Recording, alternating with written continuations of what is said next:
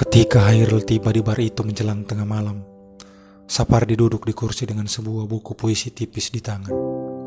Di depannya, dua kursi kosong dan sebuah meja kecil dengan sebotol minuman mineral.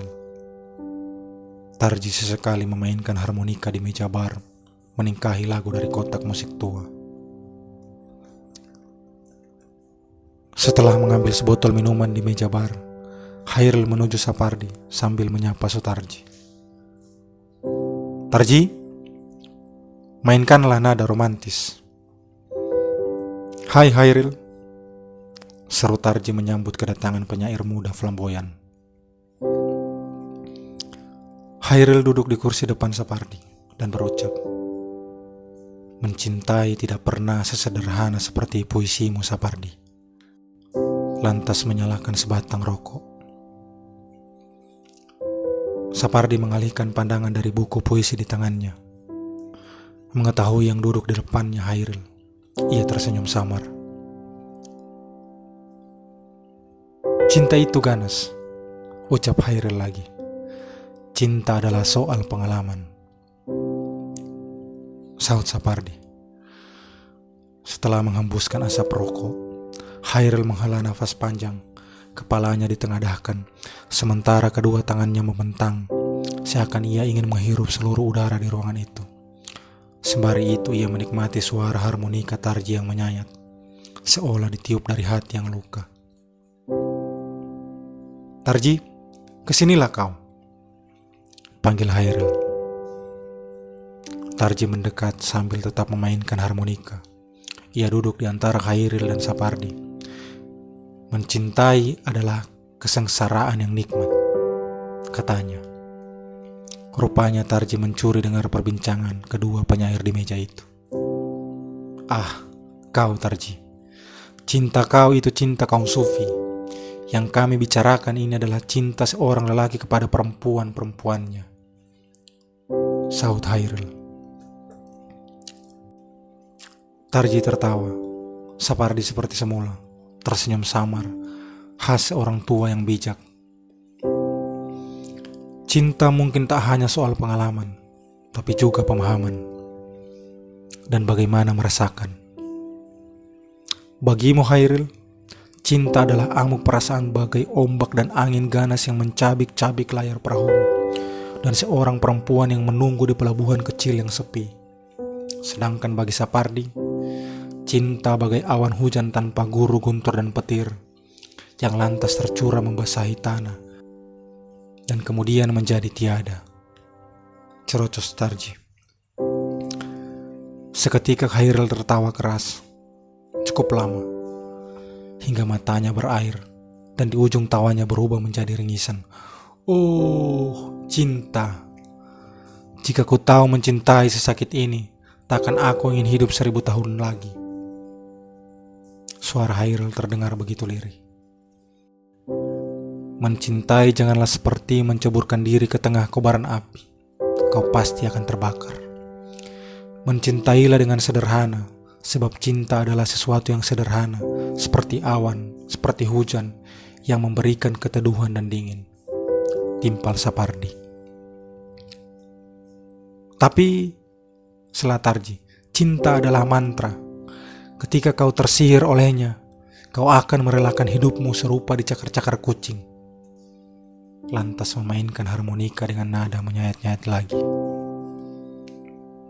"Dan lukamu karena cinta menjadi abadi,"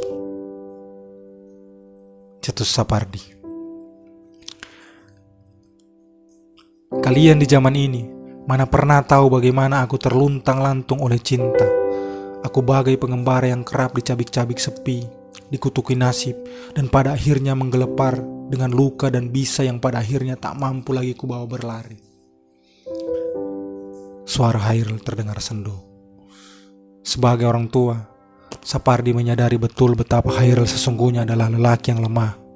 Tidaklah setegar suara-suara dalam puisinya yang bergelora. Hatinya begitu rapuh, selalu kesepian. Mungkin ia kerap menangis malam-malam dalam kesendiriannya, dalam doanya, dalam kesedihannya, seperti ketika ditinggal mati nenek tersayangnya. Pelan, Tarji memainkan harmonika bernada melankolis. Hairil dan Sapardi terdiam seakan terbius.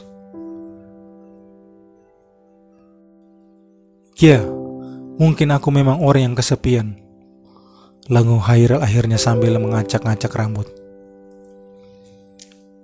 Setiap penyair adalah orang yang kesepian, timpal Sapardi.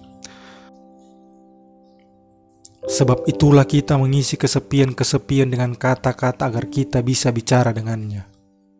Berdialog, walau memang kita berdialog dengan diri kita sendiri. Bahkan aku pernah membayangkan kata-kata itu atau tokoh-tokoh dalam tulisanku menjadi nyata, hidup, dan mereka mempunyai keinginan sendiri. Dan ketika aku mati, mereka yang selamanya terkurung dalam ceritaku melakukan protes sebagai seorang yang menciptakan mereka.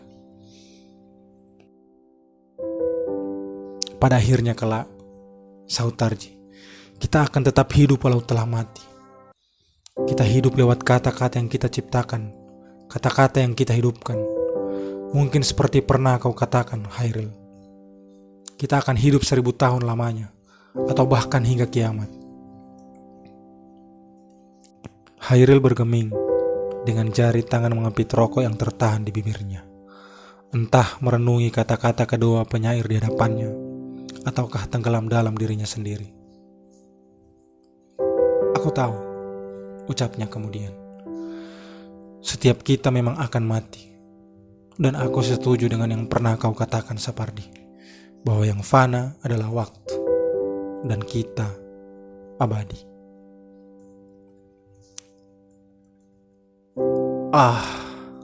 Aku senang sekali dengan pertemuan ini, seru Tarji. Wajahnya berseri-seri, lalu menari-nari meniup harmonika bernada riang. Dan baru ketika itulah Sapardi, yang sebelumnya hanya selalu tersenyum samar, tertawa cukup nyaring. Begitu juga Hairil, yang kini seakan ada api baru dinyalakan dalam jiwanya, berdiri dan menari mengiringi Tarji. Tepat ketika itu, seseorang masuk dari pintu bar dan langsung berseru, "Hai para penyair."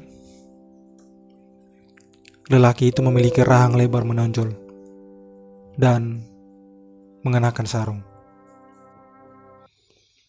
Hairil menghentikan tariannya bersama Sutarji. "Siapa dia?"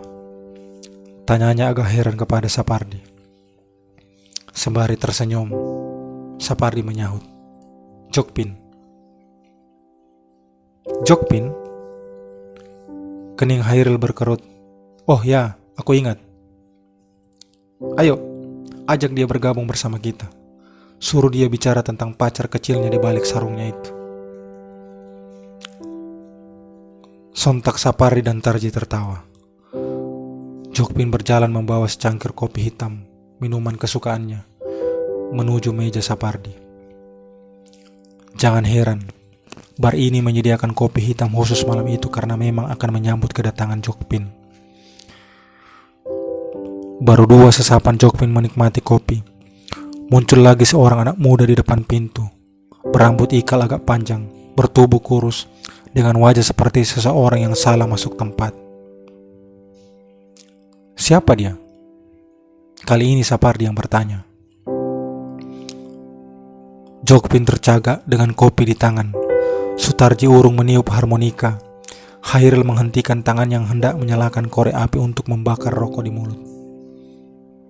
Lalu mereka saling pandang dengan raut sama membentuk sebuah pertanyaan. "Siapa?" Ia tak tahu bagaimana tiba-tiba telah berdiri di depan pintu sebuah bar. Sayup-sayup didengarnya suara musik dari dalam. Ada perasaan ragu sekaligus penasaran. Didorongnya pelan pintu, tepatnya lebih ingin memastikan apakah pintu itu terkunci atau tidak. Agak berat, namun terbuka. Begitu ia masuk, pintu kembali tertutup. Namun bukan itu yang membuatnya benar-benar terkejut, melainkan sekelompok lelaki yang duduk melingkar di sebuah meja. Ia mengenal betul siapa mereka. Dan yang membuat ia mendadak gugup, mereka juga memandangnya dengan tatapan seolah baru melihat makhluk asing. Terpikir olehnya untuk berpaling kembali keluar, tetapi kakinya kaku, seakan terpancak di lantai. "Hei kau!" Lelaki yang lebih muda dengan rokok di tangan menunjuk ke arahnya. Ia ingat betul wajah itu, salah satu idolanya, Hairil. "Oh, apakah aku tengah bermimpi?" pikirnya. Memastikan bahwa memang dirinya yang dipanggil, ia memalingkan wajah ke belakang dan mengamati sekitar. Tak ada sesiapa pun. Gentar, karena ia tahu yang memanggilnya adalah seorang maestro. Lebih tak dipercayanya lagi, lelaki berpakaian putih bertopi pet yang duduk sopan dengan sebuah tongkat di tangan itu adalah Sapardi. Dan tak diragukannya pula, seorang lainnya sudah pasti Tarji. Tentu juga, lelaki berahang besar yang tampak pendiam itu Jokpin. Sebuah keberuntungan yang langka, bagai menemukan harta karun di halaman belakang rumah sendiri. "Ya, kau. Cepat sini." Masih ragu dan tak percaya, ia pun berjalan lamban. Diulurkannya tangan dengan sangat sopan dan mencium satu persatu tangan mereka. Ini sebuah keberkahan, batinnya.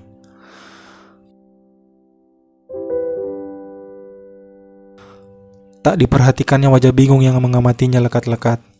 Ia tetap berdiri dengan sedikit membungkuk, dan kedua tangan di depan layaknya seorang pesuruh menunggu sabda tuannya. "Kamu penyair kan? Kok aku tidak pernah melihat atau mengenali wajahmu?" kata Jokpin. Ia tersipu. "Duh, saya bukan penyair. Hanya menyukai puisi-puisi, terutama puisi-puisi sampean-sampean." "Tapi kamu menulis puisi juga kan?" tanya Sapardi. "Ji, masih belajar dan hanya untuk diri sendiri," sahutnya malu-malu. Diperhatikannya, para suhu puisi itu saling pandang dengan ekspresi yang tidak begitu dimengertinya, antara saling bertanya-tanya atau kekaguman yang coba disembunyikan. Hanya Sapardi yang terlihat manggut-manggut. "Kamu hanya belum ditemukan," ucap Sapardi. "Maksudnya?" Ia benar-benar tidak mengerti. "Nanti juga kamu tahu," sahut Sapardi bijaksana layaknya orang tua. "Berapa banyak puisi yang sudah kamu tulis?" "Tidak terlalu banyak. Lagi pula hanya saya tulis di buku pribadi." "Kau membawa puisimu di tas itu?" tanya Hairil. Ia memegang tas kain di bahunya, seolah seseorang yang takut isinya dicuri atau diminta paksa. Iya," jawabnya gugup. "Sini, biar aku baca," pinta Hairil ketus. "Duh, jangan bang, saya baru belajar menulis puisi. Malu," tolaknya. Lagi-lagi para penyair tertawa. "Kamu adalah orang yang terpilih. Puisimu pasti hebat. Kalau tidak, kamu tidak akan berada di sini bersama kami," kata Sapardi. "Tapi, tak usah ragu. Perlihatkan saja puisimu kepada kami," cetus Tarji. Mendadak ia teringat perempuan pujaannya. Seketika itu pula kata-kata seperti sekawan lebah mendadak menyerbu dan menyengat isi kepalanya. "Maaf," ucapnya gugup. "Saya harus pergi sekarang." "Hei, mau kemana kau?" seru Hairil. "Menulis puisi," cetusnya sembari berbalik. "Tunggu." Ia tahu itu suara Sapardi. Langkahnya terhenti dan kembali berpaling. "Aku tahu puisi macam apa yang hendak kamu tulis sehingga membuatmu terburu-buru begitu. Kamu pasti baru saja teringat perempuan yang kamu cintai. Bila boleh aku beri nasihat, seindah apapun kamu menulis puisi tentang dirinya, takkan pernah mampu memukaumu saat menatap wajahnya. Apa yang tak terlihat dan tak terbaca di antara pandangan matamu dan wajahnya, itulah sejatinya puisi." Hening. Waktu seakan berhenti beberapa saat. "Pergilah," seru Tarji, dan seketika itu waktu seolah bergerak kembali.